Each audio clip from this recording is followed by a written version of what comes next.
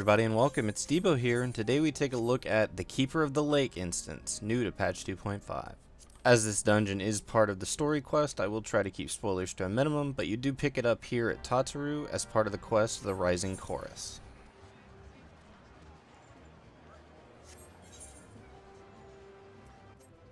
Eventually the quest will send you to the dungeon's entrance found here in Mordona.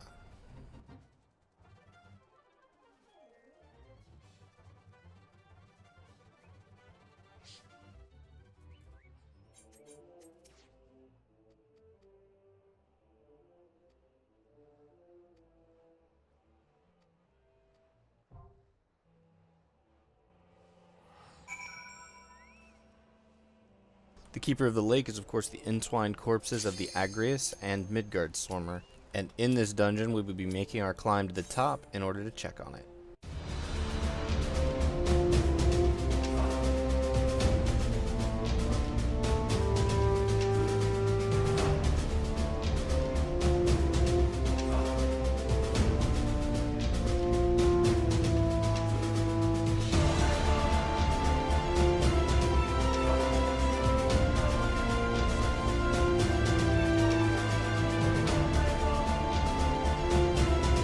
There's nothing really of note in the first trash pulls in the instance.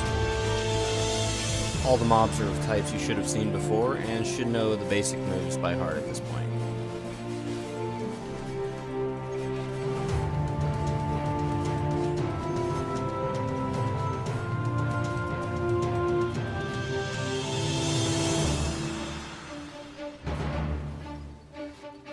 After clearing these trash pools, you should find yourself at the first boss in the instance, Einhander. Positioning and stability proved to be the most important parts of this encounter. Einhander has two frontal cleave moves that the tank should keep positioned away from the party at all times. It is also important to keep the boss in a singular position. This is because throughout the fight, mobs flying around the room will drop small ceruleum tanks throughout the arena. These ceruleum tanks take damage from Einhander's flamethrower move and will explode if damaged. In this attempt, we tried to see if the tanks exploding would actually deal damage to Einhander, which they do not. Simply deal with this mechanic by knocking any ceruleum tanks that get dropped close away from him and the party. Periodically, larger ceruleum tanks will drop as well. These cannot be knocked away or moved in any manner. However, if they take damage, they will explode and damage the entire party for a large amount. This damage simply needs to be healed. At points in the fight, Einhander will suck all ceruleum tanks towards him, and they will need to be knocked away again. Other than that, there's not very many mechanics to speak of, and he should fall rather easily. The next groups of trash pulls are Imperials and Magiteks. Killing these packs drop the keys to allow you to proceed further. Upon packs of 3 Imperials as well as a Magitek Colossus trapped in a field. Simply kill the Magitek Field Inductor and the barrier preventing you from getting to the Colossus will fall, activating him and allowing you to kill him.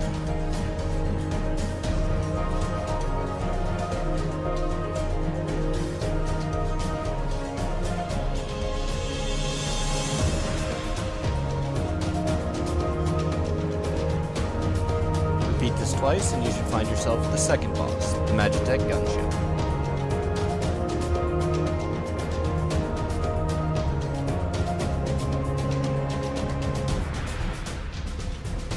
The gunship's first ability is called Flamethrower. This will be a large conal arc that will last for a few seconds. Dodge out of it and stay out of it until the flamethrower ends. The next major ability happens when the gunship flies to a side of the room. When it does this, it will target a party member and follow that party member. If you are the person targeted, you need to run to the walls of the room in order to have the Magitek put down its path of flames in the smallest area possible. These flames do a large amount of damage to anyone who stands in them, and it certainly makes dodging the AoE moves of the boss that much harder.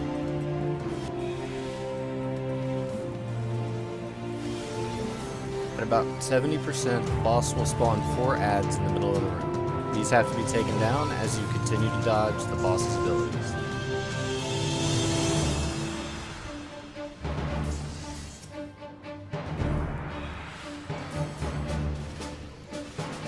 Should the person targeted not run to the edges of the room, the boss will follow them and deposit its path in the center of the room, taking up a lot more space.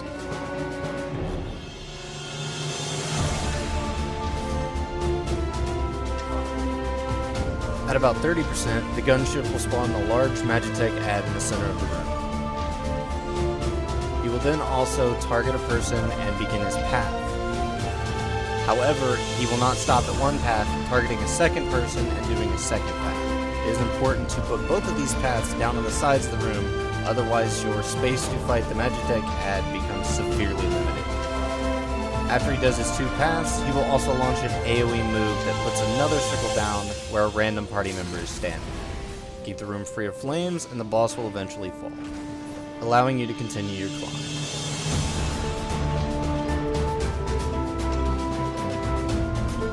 Mixed groups of mobs are pretty simple.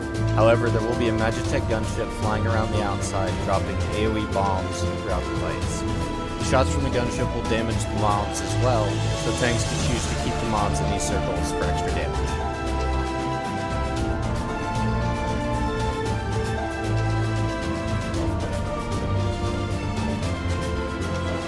These packs complete, it's time to proceed to the final boss, the Great One, Midgardsormr.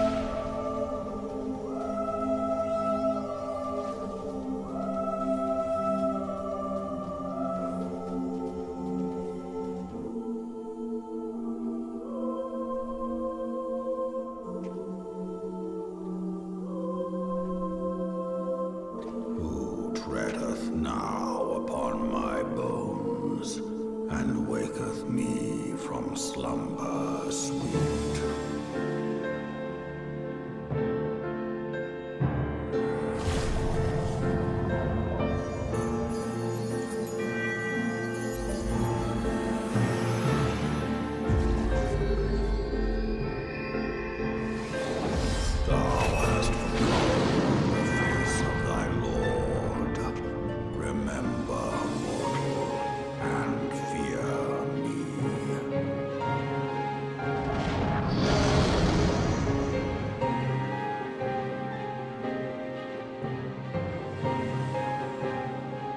Midgardsormr is a fight that requires a lot of fancy footwork and dodging.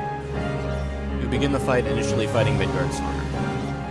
After a short time, however, he will raise a dragon ad in the room to fight for it instead. At this time, Midgardsormr becomes invulnerable and the tank should pick up the dragon ad. This dragon deals lightning pulses, has a lightning breath, and should generally be tanked facing away from the party.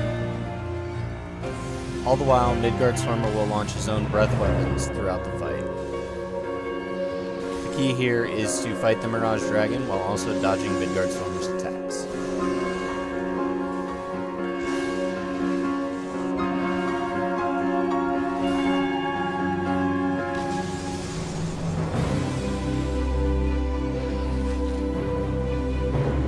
At this time, bird ads called Astrayas will drop in the center of the room. At this time, all DPS must switch to the Astraya and burn it down quickly. This is because when killed, the Astraya will drop a Magitek field generator. This item is used to create a small invulnerability bubble for a short duration which will allow you to survive Midgardsormr's braid-wiping breath. Make sure to only activate the field generator when the room begins to glow blue. It is at this point that there will be enough duration on the field in order to allow you to survive the breath. In order to survive, you must be standing in the circle. The first Mirage Dragon will fall, and it's back to fighting Midgardsormr for a short time. Not long after, Midgardsormr will raise the second Mirage Dragon to fight in his stead, much like the first. This dragon has a different moveset, using Granite Rain and Fire and Ice Breaths. All the while, Midgardsormr will continue his assault of attacks.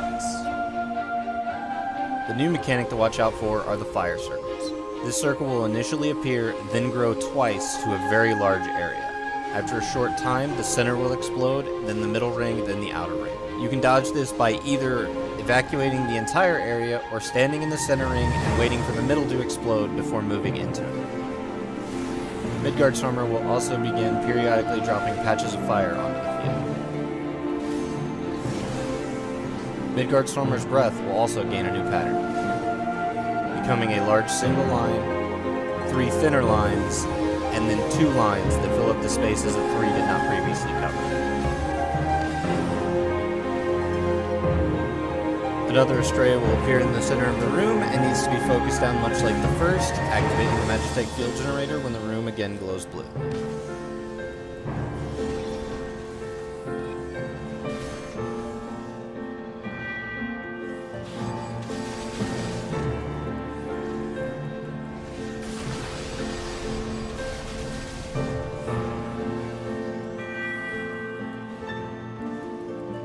Down the second Mirage Dragon, and Midgardsormr himself becomes active again.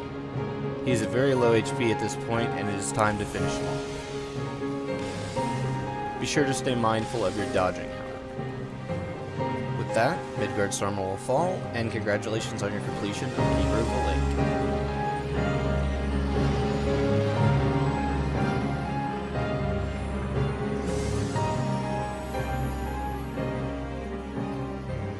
Thank you all for watching. As always, like and subscribe, and I hope to see you again next time.